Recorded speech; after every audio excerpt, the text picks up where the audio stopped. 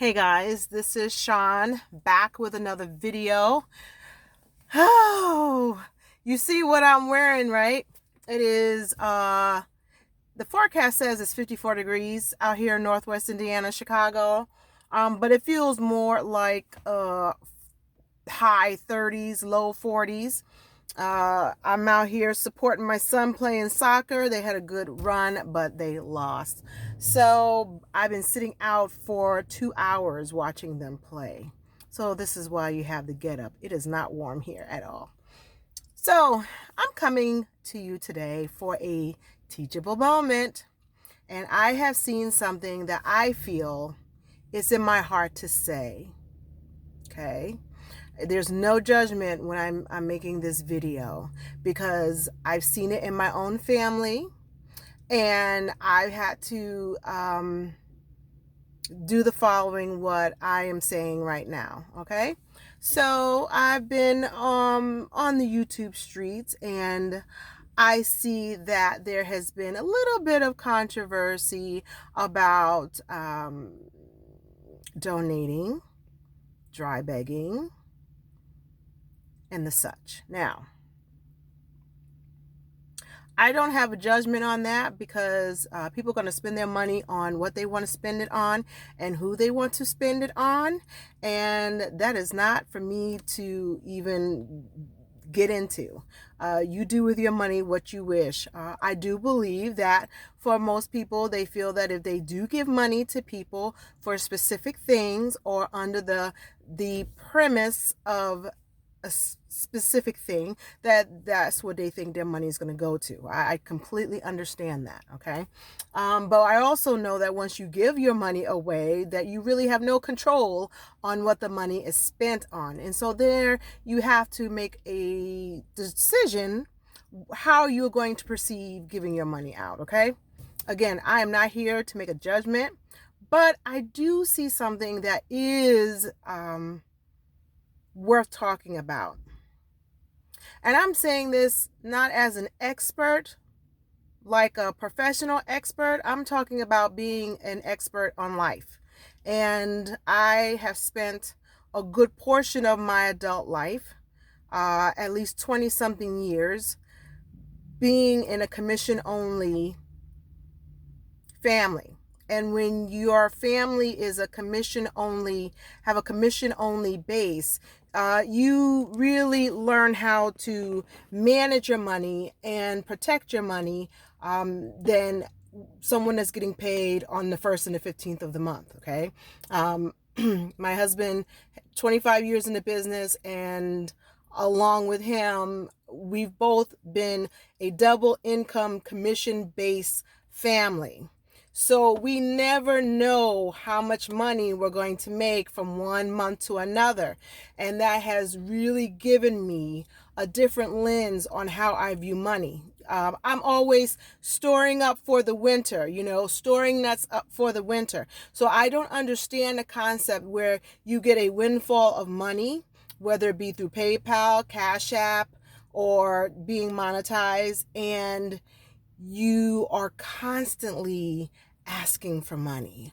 I don't understand that concept because I could not raise my family being in a commission-based business, knowing that, for one, I have to pay taxes on the money that I get, and I have to set money aside for that.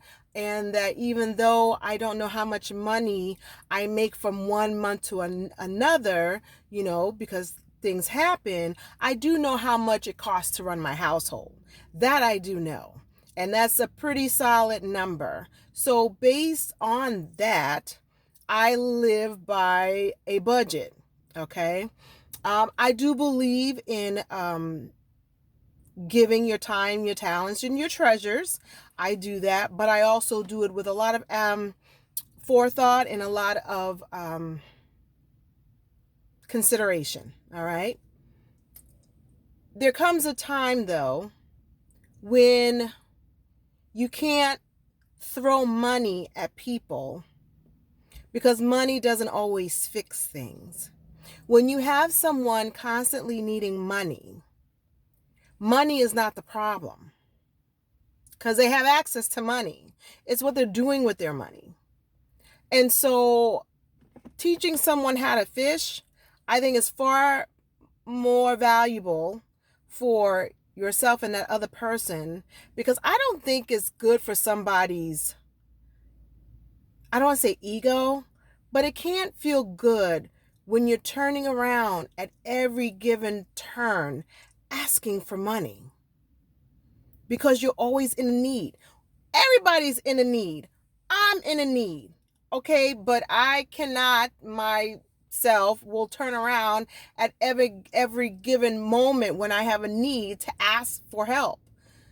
There's nothing wrong asking for help, but when somebody always constantly seem to have their hand out, throwing money at it's not a money problem. It's not a money issue. You see what I'm saying? So, challenge, as James Colwell would say, challenge. Okay? So, I have a challenge because we all know that Christmas is coming up, right? And we're going to be going into the new year. And you know there's going to be a lot going on, a lot of melee, a lot of shenanigans that I foresee in the next 60 days, okay? And I want my people to do better, all right? So,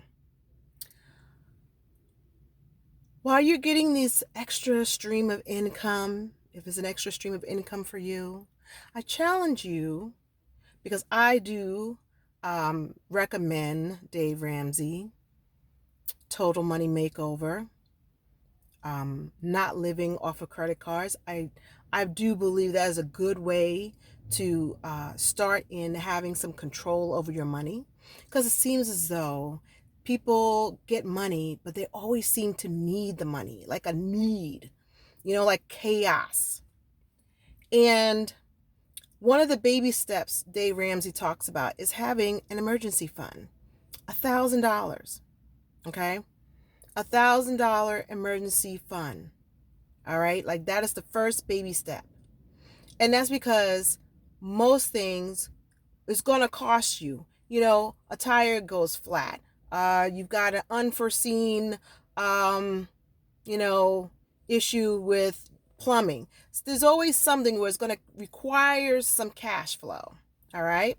And so the challenge is that seems as though a lot of people are reining in some money. I can't say I don't get Cash App. I don't get PayPal. I don't have a dog in this fight. I'm not monetized. Okay. But I do believe in teachable moments. All right. And for those of you who are getting in the money, and kudos to you, I say challenge yourself to get that $1,000 emergency fund, because for the most part, if you have $1,000, you probably will be okay with whatever unforeseen situation comes up. All right.